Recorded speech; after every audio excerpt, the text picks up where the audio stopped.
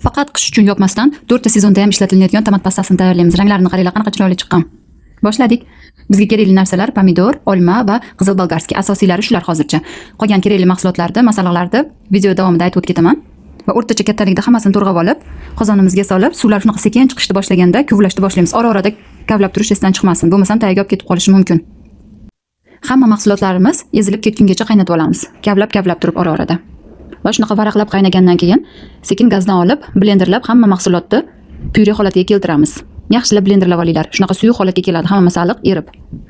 Aytgancha, men mahsulotlarning gramlarini yozmasam, faqat nima ishlatganlarimni video tagiga yozib qoldirib ketaman, chunki hamma oila a'zosiga qarab gramlarni kam yoki ko'p qilib ishlatadi. Keyingi ishimiz kattaroq idish olib, ustiga sitani qo'yib, yaxshilab sitadan o'tkazib olamiz. Sitadan o'tkazishimiz shart, chunki baribir pomidor po'stloqlarini yo'q bo'lib ketishi qiyin. Ko'rasizlarmi, qancha ortib qoladi. Mana chiroyli bo'lib chiqadi. Va keyingi ishimiz sitadan o'tkazib bo'lganimizdan keyin qizigan qozonimizga tayyor massani yana solib, orqasidan tuz, shakar, murch va qizil paprikani solib, oxirida yog' solamiz. Gramlarini o'zlaring xohishlaringga qarab solaverasizlar. Va yengil aralashtirib olib, yaxshilab qaynatib olamiz.